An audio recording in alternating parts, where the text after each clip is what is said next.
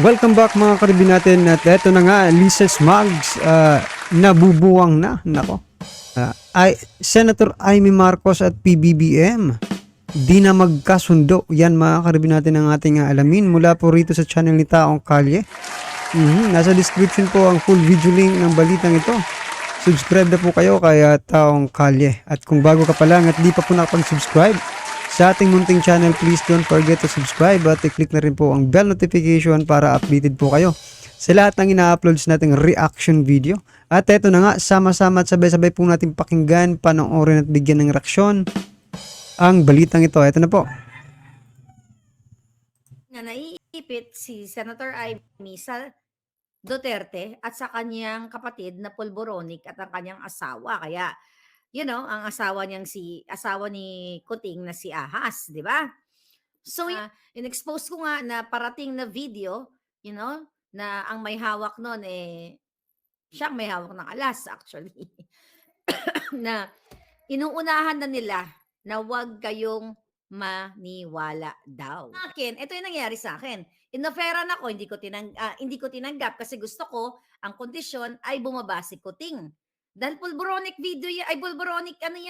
pulboronic first gentleman at pangloloko sa taong bayan. Number 2, kakasuhan. Di ba kinasuhan nila ako? Baliw na si Lisa Smugs at si Kuting. Kung sino ba talaga itong mga puting aso? Kasi lahat ng ating mga ini-expose dito ay talagang pasok sa banga sa bayan. Look at Larry Gadon. Di ba dating ingay-ingay yan? Babal, bobo, tayo mo tahimik. Alam niya mismo kung anong nangyayari. Tahimik. Di ba? Asan ba yung ibang maiingay noon na para sa bayan?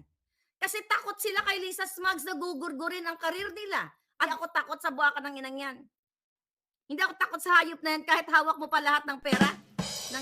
Lahat ng pera ng Pilipino. Asan yung stick ko? Kahit hawak mo pa, hindi ako takot. Hindi ko makita yung stick ko dahil nagligpit kami. Okay? Palangga.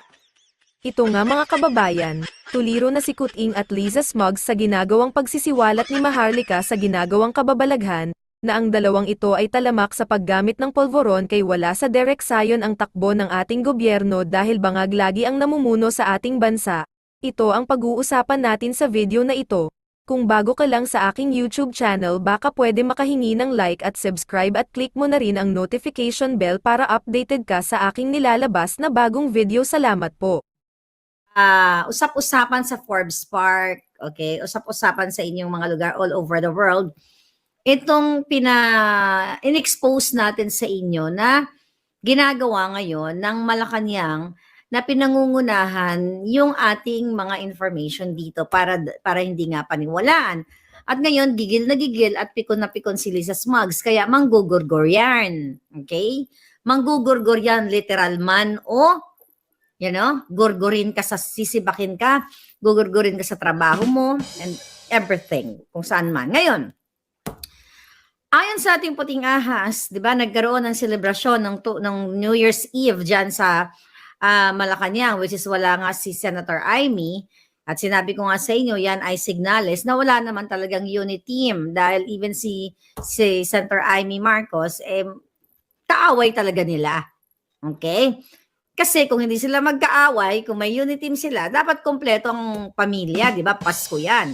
Pero again, dahil nga naiipit si Senator Amy sa Duterte at sa kanyang kapatid na Polboronic at ang kanyang asawa. Kaya, ang asawa ni Kuting na si Ahas, di ba? So yan ang nangyayari sa loob. Nagalit ngayon si Kuting, si Ahas, ang mga asa palasyo kung bakit nalalaman ko tong impormasyon na ito. Kaya gumagapang sila ngayon, naghanap sila ng mga tao kung paano gurgurin yung ating mga informante, ating mga puting as, at kasama na ako doon. So kailangan talaga namin ng boses ng bayan. Kailangan namin ng tulong ninyo kasi mga kapalangga, sa pamamagitan ng pag-amplify o pag-echo ninyo sa mga vlogs natin dito, nalalaman ng taong bayan para hindi makaporma to mga ginayupak na to. Sabi ko nga, hindi biro yung tinatahak natin. So, yung in-expose ko nga na parating na video, na ang may hawak nun, siyang may hawak ng alas actually. So yan mga karibin natin, medyo napapaisip po tayo dito sa habang nagsasalita po si Ma'am Maharlika. Di ba nung kampanya pa lang mga karibin natin, no? Sinabi na po ni dating Pangulong Duterte na mayroon pong isang tumatakbong presidente na nagpupulburon. Yan mga karibin. Yan na lang po, no? Na addict di man, no? Di mga karibin. Tapos, dito po sa mga revelasyon, no? Kung pinapanood niyo po si Ma'am Maharlika, may mga revelasyon pong, eto nga, yung tinatawag niyang pagpupulburon dyan sa Malacanang mga karibyo natin. At may video. Sana may palabas yan ni Ma'am Maharlika para ma-share din natin dito, no? Kung totoo man yan, abay, delikado po ang ating bansa, mga karibyo natin, pag ganyan. Diba? Kayo po ba mga karibyo natin, ano sa palagay nyo? May katotohanan po ba itong sinasabi ni Ma'am Maharlika? Yan po ang tanong natin, no? Sa akin po, parang gusto ko na pong kulang na lang po mapanood natin yung video, mga karibyo natin, para maniwala po tayo. Kasi pinangunahan na po ni dating Pangulong Duterte na meron. No? At sinasabi nga rin dito sa mga vlogs na isa di umano, no, sa narco na politician, mga karibin natin, itong si PBBM, mga karibin natin, at nakiusap lang si Senator Amy Marcos na wag ilantad, mga karibin natin, no? Nakiusap kay PRRD. Ngayon po medyo naliliwanagan na po tayo. No, sana po malabas na po yung video yan para at least malaman po ng ating mga kababayan yung totoo, di ba? At least may ebidensya na may papakita, hindi lang puro salita. Kasi yung kino-comment ng iba, puro daldal lang daw Ma'am Maharlika. Antay-antay lang tayo kasi hindi naman ganyan yan kadali, di ba? Kasi buhay rin yung, di ba? Buhay rin yung nakataya dyan Isipin mo, presidente, tapos ibubulgar mo, ganyan pala. Na inuunahan na nila na wag kayong maniwala daw. Kaya nga sabi ko, in the past, kung makikita niyo yung mukha ni Kuting ngumingingiwi, syunga-syunga na lang kayo kung hindi pa kayo maniniwala doon. So ngayon, mga kababayan, punta muna tayo dito sa sa ginagawa ni mamaya na si Bonjing. So 'di ba sinabi ko sa inyo na itong si Lisa talagang ginagawa niya ang lahat, si Ahas talagang sinusuppress niya ang lahat. Kayo diyan sa Pilipinas o kahit saan man pwede niyang mabayaran ng salapi ng bayan. Remember the ICC issue nang sinabi ko sa inyo yon, November 18, nagipitin si SMNI, si Kibuloy, lahat. 'Di ba? Wala pa yung kay Eric at kay Lorraine. 'Di ba na na-expose na natin 'yan. Ang sinabi ko rin sa inyo na may mga vloggers like me, okay? Na o-offera nila. Kaya nga magtatanong kung ano ang gusto kong mangyari para tumahimik ako. Kasi sinabi ko sa inyo, ang kondisyon, 'di ba? May lumapit sa akin, remember that? Ilan ba ang lumapit sa akin at nag-offer? Una, I think first quarter of the year na sinasabing ano ba ang gusto ko, mamili lang ako kung ano, okay, ang gusto ko. Then, etong recently, mga palangga, I think November, na sinabi ko sa inyo na tinanong din ako kung anong offer na gusto ko. Ang sabi ko, anong kondisyon? Sabi ko, mag-resign si Kuting. So, operan, itong mga vlogger, mga mainstream media, or kakasuhan. So sa akin, ito yung nangyari sa akin. Inoferan ako, hindi ko tinanggap kasi gusto ko, ang kondisyon ay bumaba si Kuting. Dahil pulboronic video yan, ay pulboronic pulboronic first gentleman at pangluloko sa taong bayan. Number 2, kakasuhan. Di ba kinasuhan nila ako? Kinasuhan ako ni Lisa Ahas Smugs sa pamamagitan ni Taerna. So ginawa na nila yon. Harassment, ginagawa na nila to sa akin mga palangga. Ano ba ginagawa ni Lisa? Harassment. Hindi nyo pa nakikita, hindi lang sa akin, yung mga informante na pinagbibintangan nila, actually hindi na pinagbibintangan, tamang hinala. Diyan sa Malacanang, sa iba't ibang ahensya, baliw na si Lisa Smugs at si Kuting kung sino ba talaga itong mga putingasko kasi lahat ng ating mga ini-expose dito ay talagang pasok sa banga. Right? Harassment. At ang pinakaapat, kapag hindi ka, di ba, o-offeran ka, syempre, pag o-offeran ka, tinanggap mo, sa first step pa lang, ibig sabihin, binenta mo na yung prinsipyo mo. Kasi, let's say, for example, di ba sinabi ko sa inyo, ako dito, taga-pasabog ng pasabog na minumura ko ng mga hinayupak na ito, lahat, na hindi na malamon ng iro. Okay? Tapos sa labas na din, pupuruin ko. O yung ganda-ganda mo ni Lisa Smugs, hindi siya butod, sexy siya, kasing sexy niya yung mga Kardashians, o kasing sexy niya kung sino man ang sex, di ba? So, babaliktad ako, kasi nga, nasungal na lang na yung bunganga, di ba? So, yun yung step na first step is o-offeran. Remember, I think November vlog ko yan. Ang sinabi ko dyan sa inyo, mga kababayan, aalukin pa ng trabaho. Okay? Aalukin ka pa ng trabaho, bibigyan ka ng trabaho. Pag mainstream media ka naman, kunyari taga isang isang reporter ka, nag-uulat ka ng mga tama laban sa demonyong gobyernong ito. Anong gagawin sa'yo? O-offeran ka kung 20,000 ang sweldo mo, double nila to 40,000 para manahimik ka.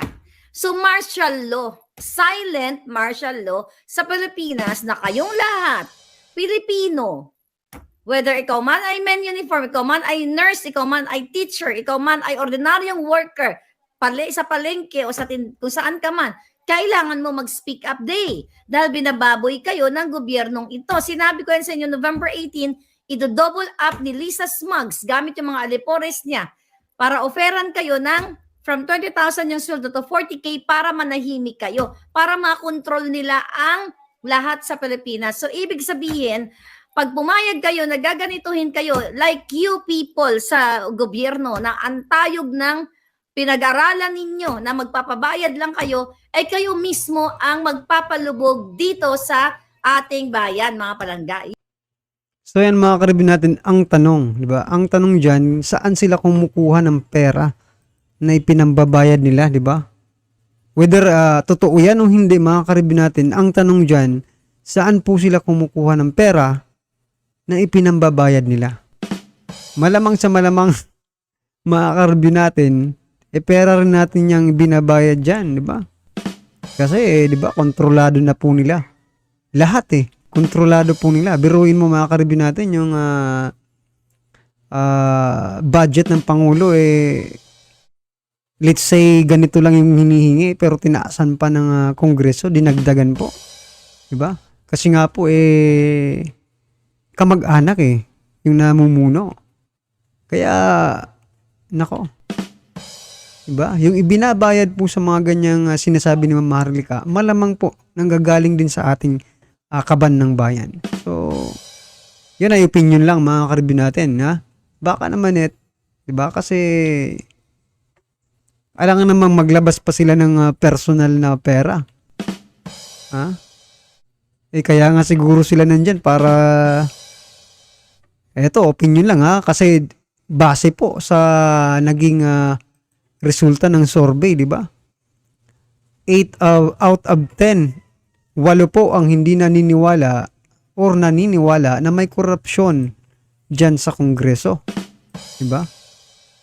So, 80% po ng sambayan ng Pilipino ay naniniwala, mga karibin natin. At hindi na rin nirespeto, wala na talagang, tawag dito, walang tiwala, no? Kasi nga po, sinasabi na may corruption nga dyan sa Kongreso. Ang sinasabi ko po, mga karibin natin, example na lang po, yung, yung budget ng presidente na imbis po bawasan, dinagdagan at aprobado na po yan. Ako po. Malamang sa malamang, yan po ang binabayad. Yung sinasabi ni Ma'am Maharlika, kung di ba? Kahit ano pa, maging totoo man yan o hindi, ang tinatanong po natin, saan po sila kumukuha, di ba, ng kanilang pinanggagastos, pinambabayad dyan. Right? Well, anyway, mga karibin natin, ano man po ang inyong reaksyon sa naging balitang ito? Nako talaga. Aimee at Senator Aimee at PBBM, di na nga ba talaga nagkakasundo? Well, makikita naman natin sa mga gestures ni Senator Aimee Marcos, makaka-review natin na talagang medyo, hindi lang siguro medyo, talagang walang ano eh, di ba? Nakikita siguro ni Senator Aimee na hindi tama po yung kanilang ginagawa, no? Sa sambayan ng Pilipino. Kaya palakpakan po natin si Senator Aimee Marcos, mga karbi natin, kasi matapang po siya, di ba? Nalabanan yung kanyang kapatid. Yeah? Thank you po, Senator Aimee, sa inyong lakas ng loob. Yan, mga karbi natin, no? Yan, mga karib natin, kung ano man po ang inyong reaksyon sa naging balitang ito, ay comment lang po sa baba para at least alam po ng ating mga kababayan ang inyong reaksyon, no, nararamdaman patungkol po dito, right? Kung bago ka pa lang at di pa po nakapag-subscribe sa ating munting channel, please don't forget to subscribe at i-click na rin po ang bell notification para updated ka po sa lahat ng ina-uploads nating reaction video. At huwag din pong kalimutan mag-subscribe kaya Taong Kalye. Nasa description po ang full video link ng balitang ito. Subscribe na po kayo kaya Taong Kalye. Maraming salamat po.